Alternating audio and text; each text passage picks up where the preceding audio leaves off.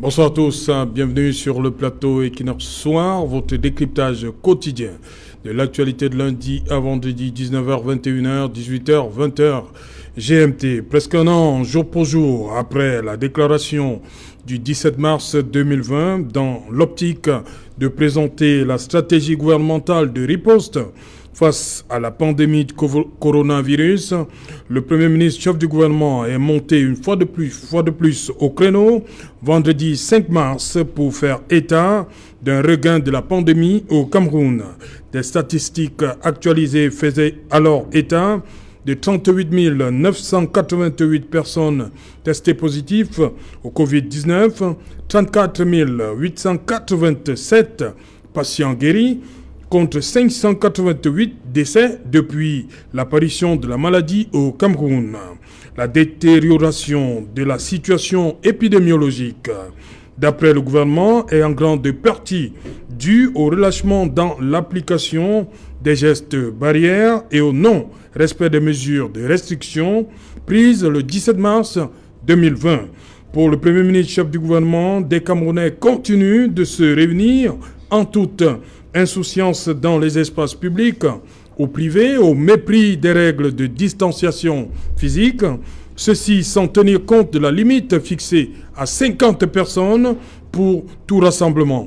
Dans nos rues, seules quelques personnes portent le masque de protection, le dispositif de lavage des mains et l'utilisation des gels hydroalcooliques ne sont plus que de lointains souvenirs.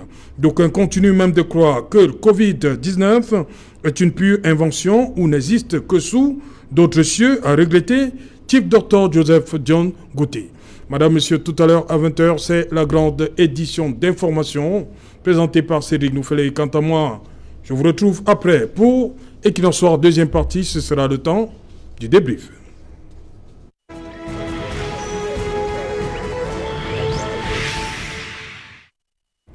Non-respect des mesures de restriction. Pourquoi les habitudes ont la peau dure? Pour en parler, nous avons invité en plateau ce soir Maître Fidèle Djoumissi. Bonsoir Maître. Bonsoir Serge Alain et je salue tous les téléspectateurs de Equinox Soir qui davantage sont nombreux. Et Equinox est devenu la première télévision du Cameroun. Ah, vous êtes sûr? Oui, la première. Vous êtes sûr? En termes d'audimat. Ah bon? En termes d'audimat, malgré... Malgré quoi? Malgré, je dirais peut-être certains qui trouvent, qui sont jaloux peut-être de votre audimat et, du combat que vous menez pour tout le peuple camerounais. Parce que vous faites vraiment le travail que doivent faire les médias. Parce que les médias, c'est informer, c'est former et participer à l'évolution de la société. Et c'est ce que Equinox fait. Et nous sommes très satisfaits du travail que Equinox effectue. Et je pense que ceux qui estiment que le nombre de vues, qu'on ne mesure pas l'audimat d'une télévision par rapport au nombre de vues, n'ont pas raison. Et que Equinox reste la meilleure chaîne de télévision dans notre pays, du moins pour l'instant. Et je saisis l'occasion également pour demander aux fidèles téléspectateurs et à tous les Camerounais de ne pas oublier nos prisonniers politiques, prisonniers d'opinion.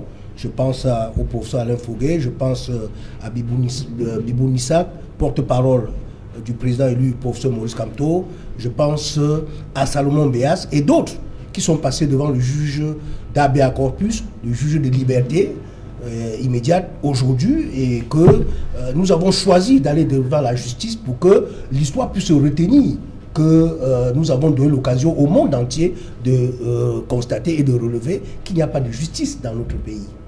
Ok. Sobamine Fodjo, bonsoir. Bonsoir Serge Alain autour et bonsoir aux millions de téléspectateurs qui nous regardent au travers de la voix du peuple.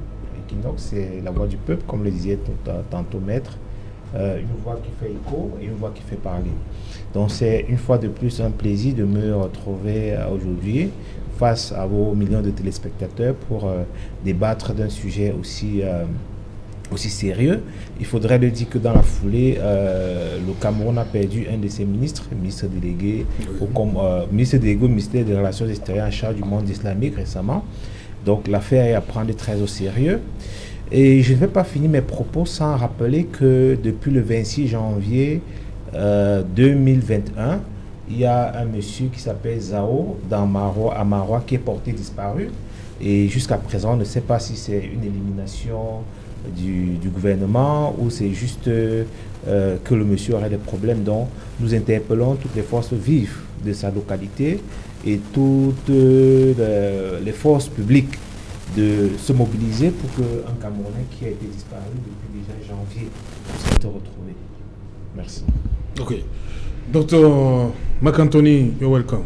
Thank you very much, Sir Alain, and to my fellow panelists and to the million viewers of Equinox TV watching at us this evening. I think it's a pleasure to be on this particular platform today to discuss about the coronavirus issue in Cameroon and precisely in Africa, because I believe that Africa has a different setting, geopolitical setting as well as cultural setting, which is particularly different from that in Europe. And so we have more advantage over the situation. So we'll be talking about it, and why we are here today is not just to talk but to educate as much as we can. Thank you very much for the opportunity. Ok, Albert Anatole ici enfin, bonsoir. Bonsoir, c'est Jean Autour, je salue mes co-panélistes, je salue les téléspectateurs de Equinox Télévision, je salue tout le monde.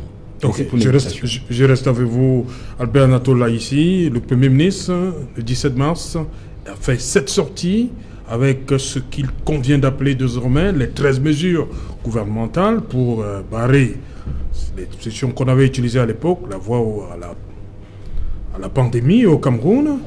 Les Camerounais, on va le dire d'une certaine façon, ont adhéré à ces mesures. Mais le Premier ministre, presque un an après, le 5 mars, il fait une autre sortie. Ce n'est pas ça. Pour vous, où se situe le problème? Pourquoi les mesures ont de la peine, la mayonnaise a de la peine à prendre après le 5 mars? La psychose, c'est 2020, c'était la psychose, 21. Pourquoi? Qu'est-ce qui se passe, selon vous, Albert Anatole? Oui, écoutez, si j'allais autour, l'exemple vient d'en haut. L'exemple vient d'en haut. Alors, vous vous souvenez que le président de l'Assemblée nationale, revenant, n'est-ce pas, d'une évacuation sanitaire pour défendre, n'est-ce pas, son siège, n'est-ce pas, l'Assemblée nationale, il n'a pas cru bon, n'est-ce pas, de se mettre d'abord en quarantaine. À l'époque, c'était le terme consacré, et tout de suite s'est retrouvé au Parlement. Donc, je pense que de ce point de vue, c'était un mauvais exemple. Maintenant, de ce point de vue, il faut quand même constater une chose, c'est quoi? C'est que le lexique médical n'est pas endogène. Même les solutions médicales ne sont pas endogènes. Or, il nous souvient que, je crois que c'était au mois d'avril ou au mois de mai, le président de la République, Paul Biya, justement invitait le gouvernement à trouver une solution endogène. Alors, vous savez, moi j'ai un point avec... 19 mai 2020. Voilà. Donc, moi j'ai un point avec des médecins de plateau. C'est-à-dire qui parlent de tout et n'importe quoi, mais sans trouver des solutions. Donc, ce qui fait que nous avons le même lexique. Si maintenant Paris décide, ou bien l'Occident décide que on ne porte plus les masques, on ne va plus porter des masques. Si l'Occident décide que on démantèle les mesures, la détention physique, c'est ça plus ça. Si Paris, par exemple, décide qu'il n'y a plus de vaccin, il n'y aura plus de vaccin. Donc je pense que... Donc vous voulez dire comme Paris a décidé qu'il y a le vaccin? Non, c'est pour vous dire que nous avons pourtant des intelligences, nous avons des scientifiques, mais davantage des scientifiques de plateau. Vous savez que moi je suis très froid. Et je pense qu'aujourd'hui, il y a beaucoup d'argent, beaucoup de fonds qui ont été dépensés par rapport à cette affaire-là. Aujourd'hui, lorsque quelqu'un meurt d'un palu, en communauté, arrivé à l'hôpital, on dit Covid. C'est-à-dire que maintenant, si vous avez quelqu'un, une femme qui est décédée au quartier de suite d'un accouchement difficile, arrivé à l'hôpital, on va vous dire que non, ça peut être un cas de Covid. Mais entre-temps, vous avez... Les accouchements difficiles. Non. Puisqu'il s'agit d'un corps qu'il faut quand même mettre à la morgue, non? Donc on va vous demander de prouver que ce corps-là n'est pas le fait du Covid.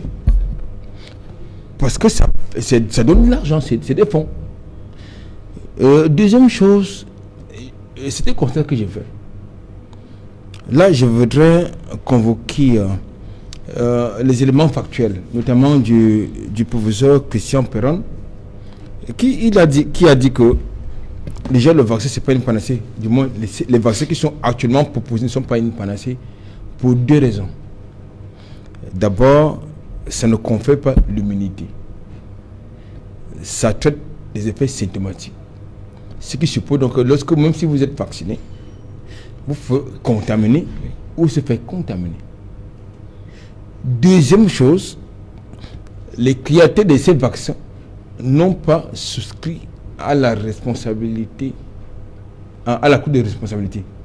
C'est-à-dire que, quand même, lorsque vous mettez votre produit sur le marché, vous devez quand même souscrire à certaines clauses. Donc, ces laboratoires n'ont pas souscrit à la clause de responsabilité quant aux effets indésirables éventuels. Mais alors, pourquoi voulez-vous que tout le monde y aille? Maintenant, pour revenir à votre question. Oui.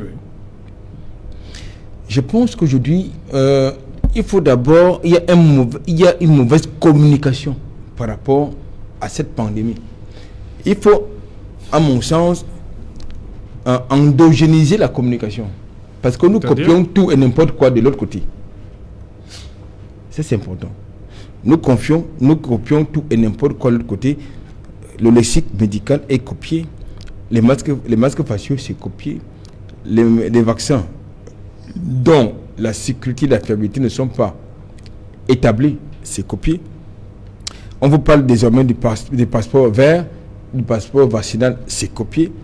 Donc je pense qu'il est important. Le président de la République a demandé, a sollicité une solution endogène. Est-ce que cela a été fait?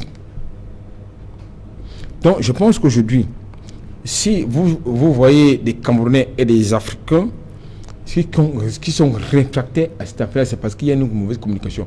De deux, il faut quand même dire une chose. Aujourd'hui, le Covid est devenu une arme politique. C'est-à-dire que, eh bien, pour contrôler, si vous voulez organiser une manifestation, on va vous dire que non, il faut prendre en compte les mesures barrières, il faut prendre en compte un certain nombre de paramètres médicaux. Ça devient un problème. Et ce qui me gêne, c'est que les politiques, et je suis heureux d'en avoir sur ce plateau, qui, à mon sens, critiquent plus les méthodes ou bien la gestion de cette pandémie, et non la question fondamentale, parce qu'il faut quand même citer une chose. Tout à l'heure, je parlais, n'est-ce pas, des médecins de plateau, qui sont, je dis, des vecteurs, n'est-ce pas, de la ségrégation sociale et publique.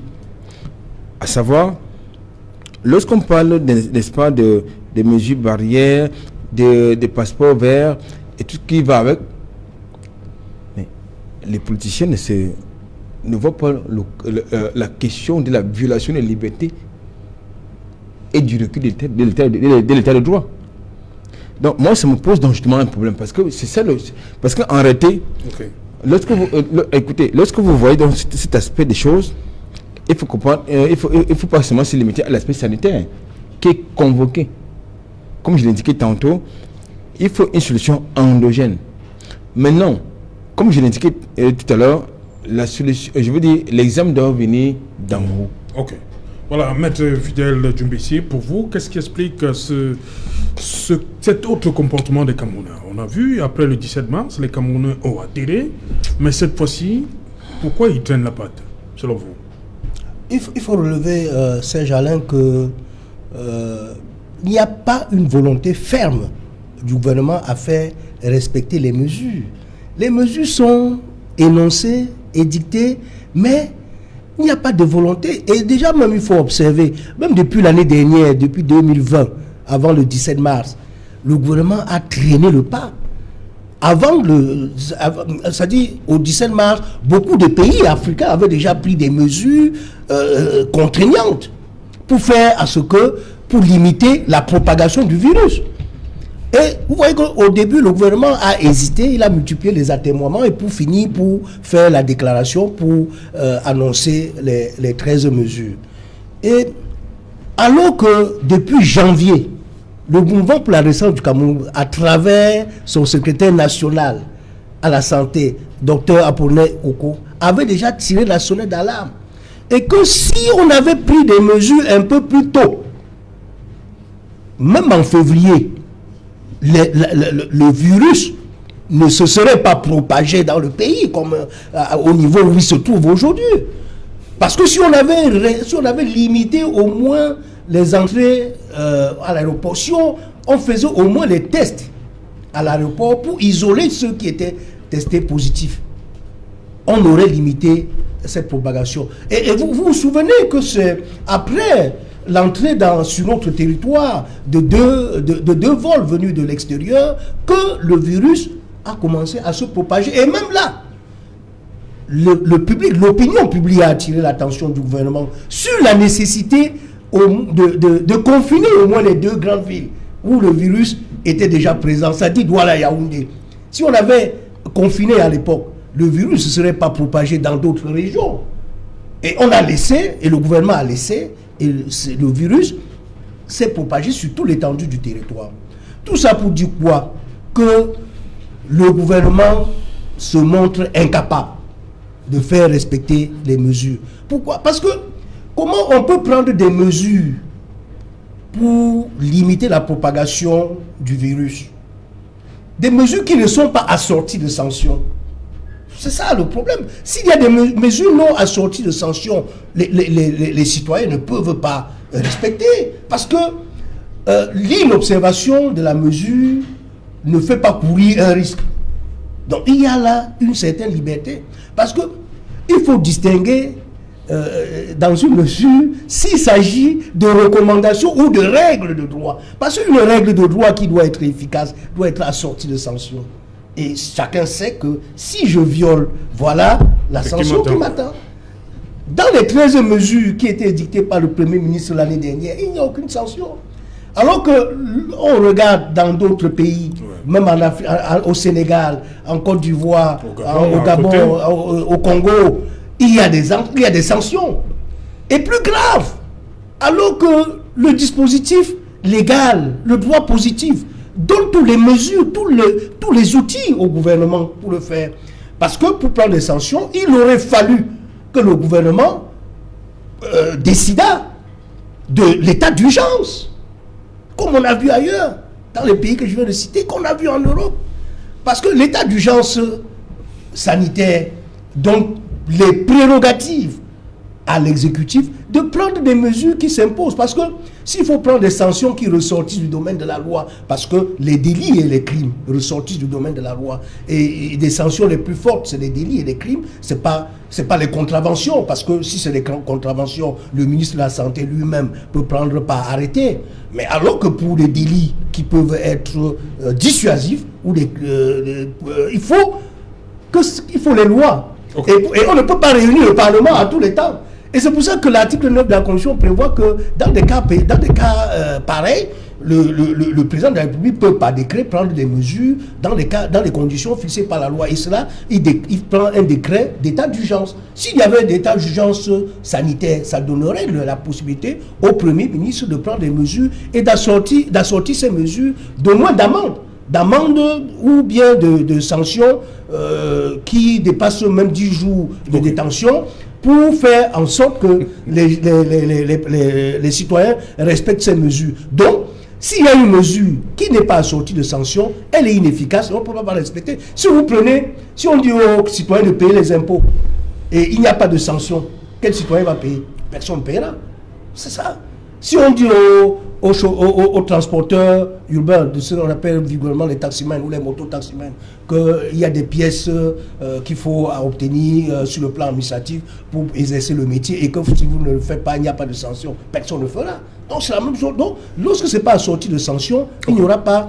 Et bon, peut-être au cours du débat, nous allons développer Merci. parce qu'il y a d'autres raisons pour lesquelles Merci. nous allons évoquer et indiquer pourquoi le gouvernement ne veut pas avancer dans la lutte. Marc-Anthony, pour vous, ces deux points-là, hein, on a vu après le 17 mars 2020, les Camerounais, c'est parce que c'était nouveau, il y a eu cette peur. Pourquoi maintenant il y a cette résistance? Comme dit Maître Djoubissi, c'est l'absence de sanctions. I Pour feel, vous, qu'est-ce qui explique ça? you see, I want to differ a little bit with Maître on some of his points, because you see, it is not because we saw something happening in Europe and because of the way they responded to it that we need to respond in the same manner. It is not because maybe this country acted like this on an issue that we should act the same. The first thing I want to recall to most of us is that Cameroonians are people who believe that, in fact, I should say, believe in their freedom to an extent, as well as every other human being believes in their freedom, and it is instituted in our constitution. We believe in our freedom. Exactly.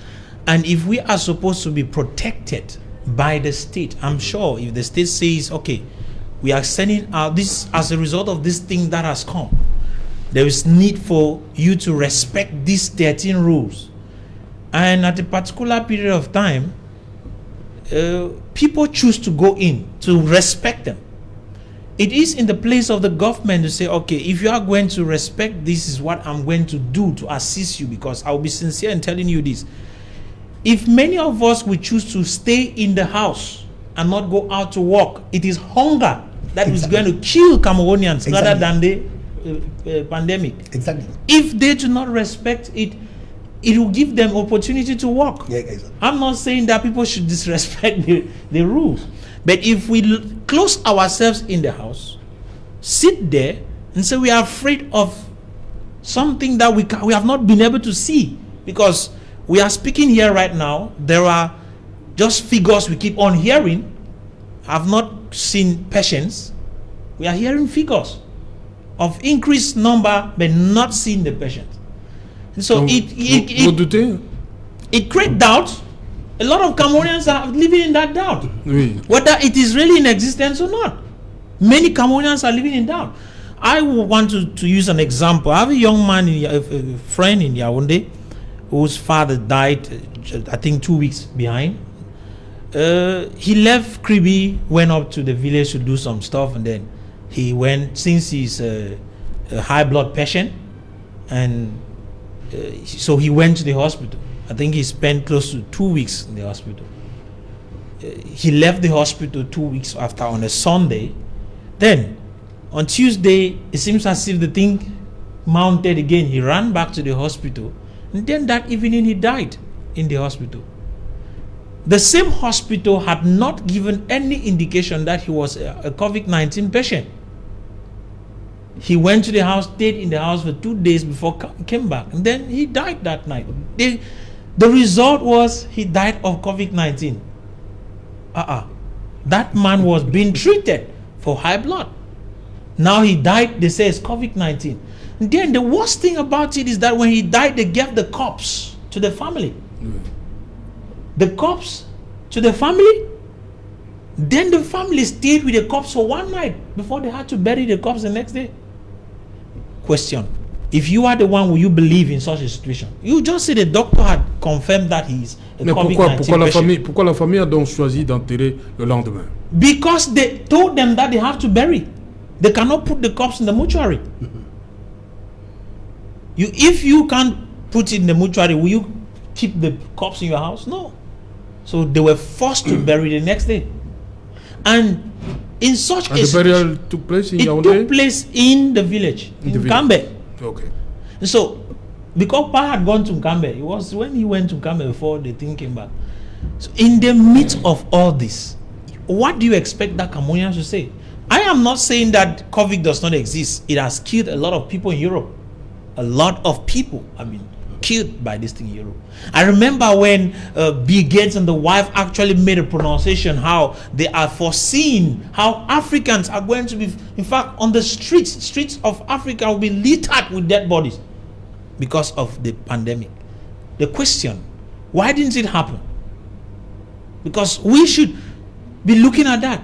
I had something that my brother said there that made me happy. We in Cameroon should not always want to copy because we think that this is what they did there. We should copy. We need to come out with our own result and bring out solutions to our problems from within. If Africans as a whole do not know how to produce, we will remain consumers and will be dictated upon. Today we are in a situation in which we are. France will tell you have to buy COVAX because if you don't buy COVAX, you cannot travel out of Cameroon. The UN. And in the middle of that, you will see the government will impose it, because I saw a communique yesterday which later on was declared fake, where Professor Njok said that it is supposed to be obligatory, that every one of us needs to, in fact, it means they are violating the rights of Cameroonians. It means we do no more have rights. I don't have the choice to make. When I saw that, and later on they said it was fake, I saw another communique from the minister himself, which also contradicts that position and saying that it's not obligatory. I said, wow, this is serious. So we are living in a country where at times you get to doubt everything that you see. Okay. So we should not be fast in trying to say, okay, the government has done this or the government has not done that. Us as individuals, we are the ones who take this responsibility. I have the choice to what I want in life. Okay. So I don't think that the government will be the one to tell me what to do. Voilà. Sabamé Nfodje, face à cette attitude, c'est comme m'a dit Macantoni, les Camerounais, ils croient en ce qu'ils ont, la pharmacopée traditionnelle. On croit en ce que nous faisons. Docteur Cléda, il y a Peundi Samba et les autres. Bon, de toutes les façons... C'est ça qui explique un peu l'attitude. Exactement, je vais aller un peu plus au-dessus de ces différentes raisons pour évoquer un peu des raisons sociologiques, des raisons anthropologiques. Parce qu'il faudrait qu'on se rende compte qu'on est dans un pays déjà où les gens refusent de croire que des morts peuvent être de morts de problèmes naturels. Généralement, dans nos pays, quand vous avez un proche qui décède, on a plus de facilité à accuser la sorcellerie ou à accuser un cas qui ne soit pas de la médecine conventionnelle pour justifier le fait que la personne soit décédée.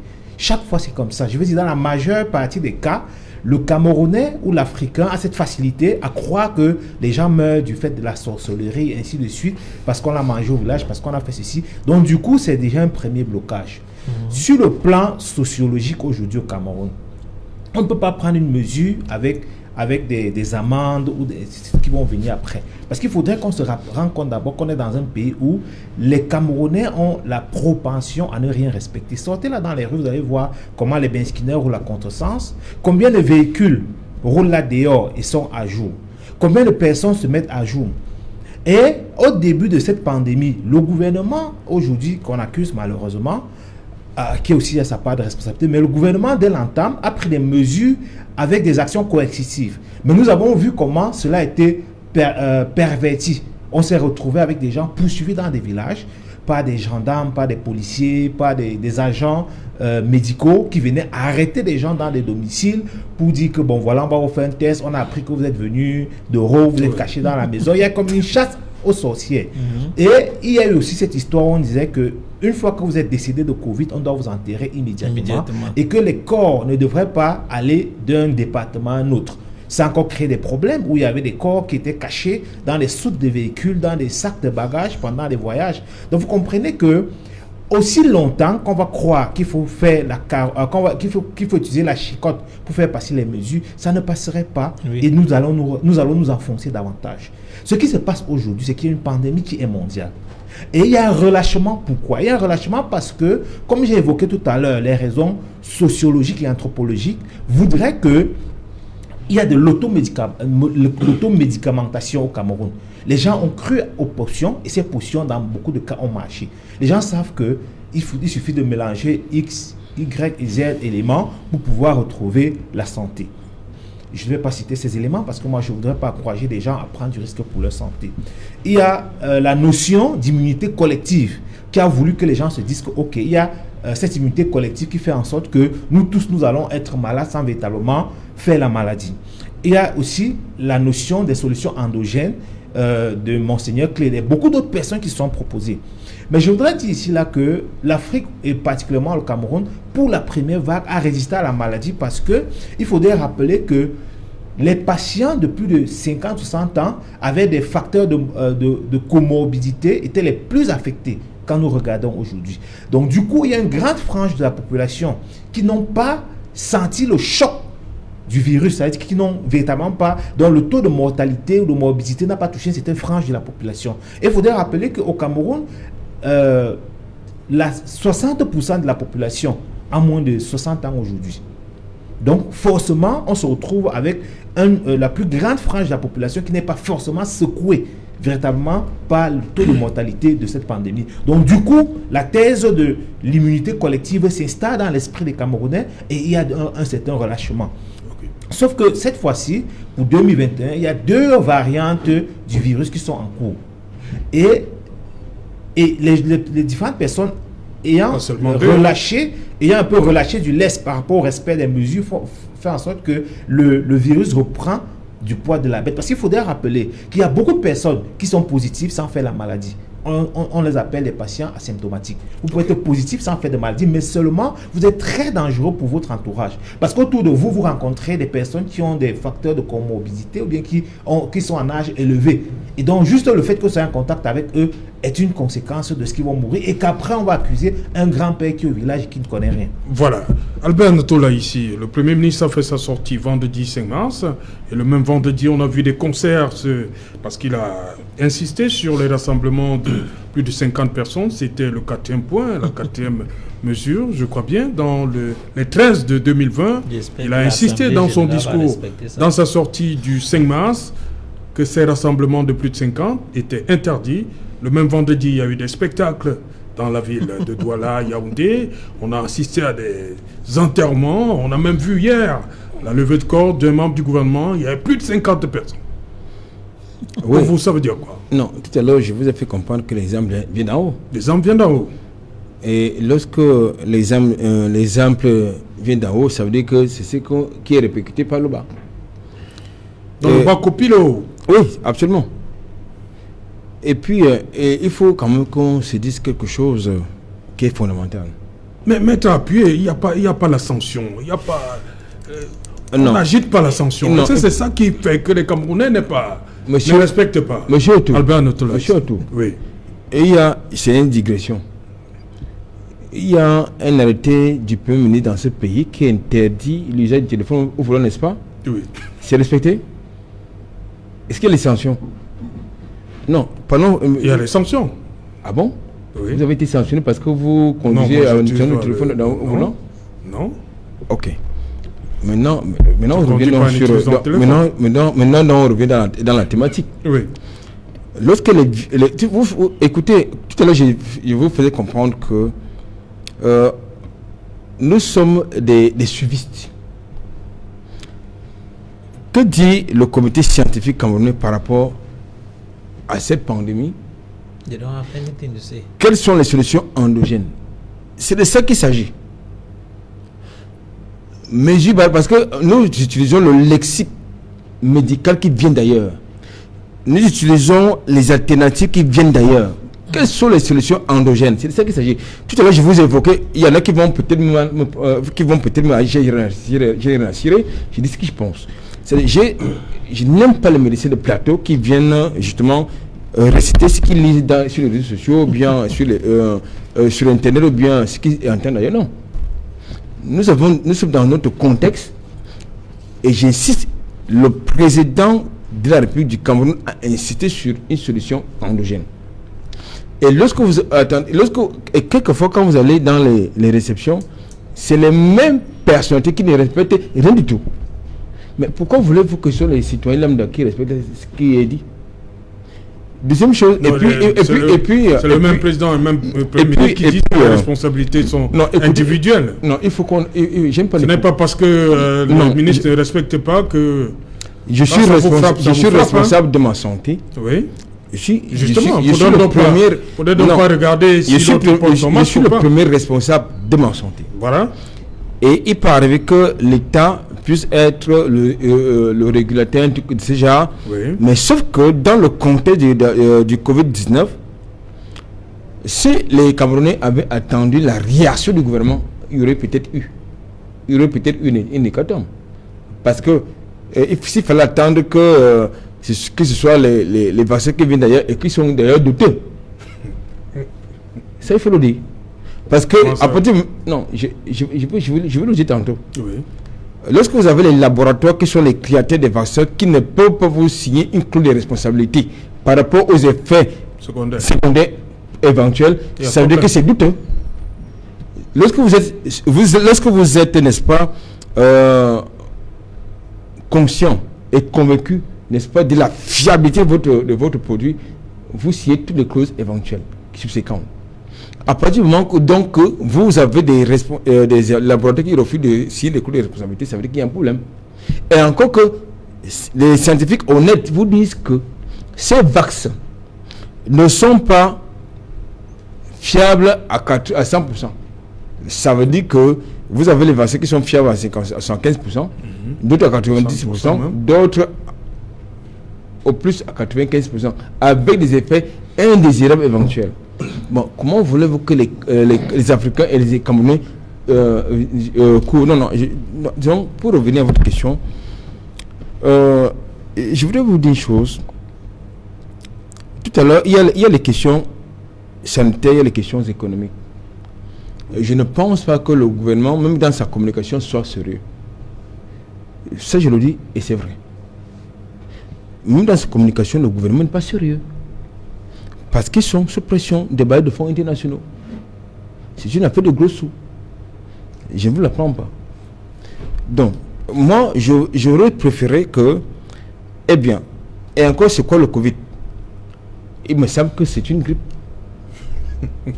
C'est ce que j'ai appris. Oui. Je prends sur le contrôle, je prends les éléments de langage de certains professeurs français. C'est-à-dire que, notamment, je veux citer un. C'est un contemporain, notamment Christian Perron. Je prends le professeur Raoul. C'est une grippe et qui pouvait se faire soigner par l'hydrochloroquine. Donc, il ne faut pas qu'on exagère parce qu'il faut satisfaire la mafia des laboratoires, de Big Pharma.